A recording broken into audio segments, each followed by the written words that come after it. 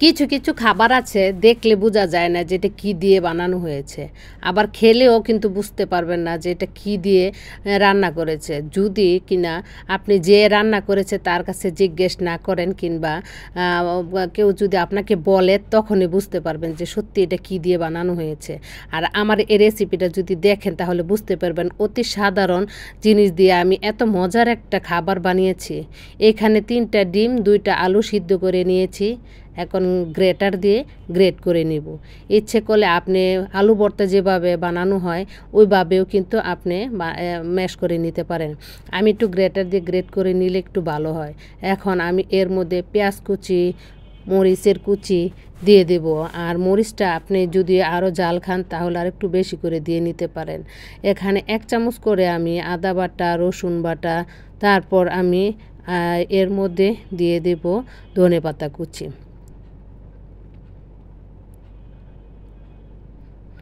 1 চামচ হলুদের গুঁড়া, মরিচের গুঁড়া, আর দিব 1 চামচ পরিমাণে এটা হলো জিরার গুঁড়া।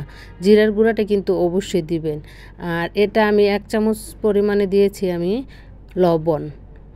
জিরার গুঁড়াটা কিন্তু অবশ্যই দিবেন, কারণ জিরার গুঁড়াটা না দিলে কিন্তু এই কোপ্তা কারিটা কিন্তু খেতে ভালো লাগবে না। এখন জিরার গুঁড়াটাকে দিয়ে আমি হাত দিয়ে ভালো করে মাখিয়ে নিব, কারণ এই মাখাটা যদি সুন্দর হয় তাহলে কিন্তু যখন আপনি এই কোপ্তাটাকে বানাবেন এটা কিন্তু খেতেও তখন ভালো হবে। এর মধ্যে আমি এটা দিয়েছি আতপ চাউলের গুঁড়া, এর মধ্যে কর্নফ্লাওয়ার কিংবা বেসনও দিতে পারেন। আমার ঘরে ছিল আতপ চাউলের গুঁড়া দিয়ে তারপর আমি হাতে ভালো করে মাখিয়ে নিব। এখন আমি এটা মাখানো হয়ে যাবে। এখন আমি হাতে একটু যাতে না লেগে যায় আমি একটুখানি তেল মেখে নিয়েছি, এতে কিন্তু হাতে আর লেগে যাবে না। এখন হাতে নিয়ে আমি সবগুলো একই সমান করে গোল গোল করে বল বানিয়ে নিব। এভাবে কিন্তু চেপে চেপে সুন্দর করে গোল করে বল বানিয়ে নিয়েছি। প্রতিটা বলেই দেখেন কত সুন্দর হয়েছে। এখন আমি এই বলটাকে ভাজার জন্য একটা প্যানের মধ্যে তেল দিব। তেলটা যখন ভালো করে গরম হয়ে আসবে তখন একে একে সবগুলো এর মধ্যে দিয়ে উল্টে পাল্টে ব্রাউন কালার করে ভাজবো। আর তেলটা যদি ভালো করে গরম না হয় তাহলে যখন আপনি এর মধ্যে ভাজতে যাবেন তখন কিন্তু এই বলটা কিন্তু খুলে যাবে। এই জন্য বলছি তেলটা যখন ভালো করে গরম হয়ে আসবে তখন কিন্তু এই বলটা দিয়ে ভাজবেন। আর আরেকটা প্যানের মধ্যে আমি তেলের পরিমাণটা একটু বেশি লাগবে। পেঁয়াজটাকে আমি পেস্ট করে তারপরে দিয়েছি। 1 চামচ পরিমাণে আদা বাটা, রসুন বাটা, পরিমাণ মতো লবণ, মোট কথা 1 চামচ করে আমি সব কিছু দিয়েছি। মরিচের গুঁড়া, হলুদের গুঁড়া, আর শেষে দিয়েছি ওটা আমি গরম মশলা দিয়ে মশলাটাকে ভালো করে কষিয়ে টক দই আর টমেটো সস দিয়ে পানি দিয়ে তারপর আমি যখন পানিটা শুকিয়ে আসবে তখন কিন্তু এর মধ্যে দিয়ে দিব বলগুলো। আর যখন এই বলগুলো দিবেন তখন কিন্তু বেশি করে নাড়তে যাবেন না, তাহলে কিন্তু ভেঙে যেতে পারে। আলতোভাবে নেড়ে চেড়ে দিবেন যাতে না ভেঙে যায়।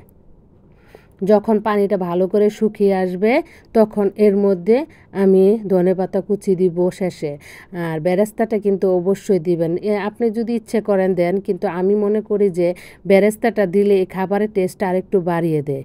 1 চামচ পরিমাণে আমি দিব ঘি। যদি ঘরে না থাকে আপনি নাও দিতে পারেন, কিন্তু ঘিটা দিলে কিন্তু এটা যখন খাবেন তখনই বুঝতে পারবেন ঘি দেওয়ার কারণে যে এর কোপ্তা কারিটা যে টেস্ট বাড়িয়ে দেয়। 2টা দিয়েছি আমি কাঁচামরিচ আর ধনেপাতা কুচি দিয়ে যখন হয়ে যাবে সবার শেষে আমি জিরার গুঁড়া দিয়ে এই কোপ্তা কারিটাকে নামিয়ে ফেলবো। দেখেন কত সহজভাবে এত মজার একটা খাবার বানানো যায়। যদি আপনি ফুল ভিডিওটা আমার দেখেন তাহলে কিন্তু বুঝতে পারবেন যে কত সহজভাবে এত মজার একটা খাবার বানিয়েছি। এই খাবারটা কিন্তু আপনি পোলাও, বিরিয়ানি কিংবা ভাত, রুটি, পরোটা দিয়ে খেতে বেশি মজা হয়। এমন একটা খাবার যদি টেবিলে থাকে সবাই কিন্তু এই প্লেটের খাবারটা সবাই শেষ করে ফেলবে, এমন মজা হয়েছে। আর যেদিন বানাবেন সেদিন কিন্তু ভাত একটু বেশি করে রান্না করবেন।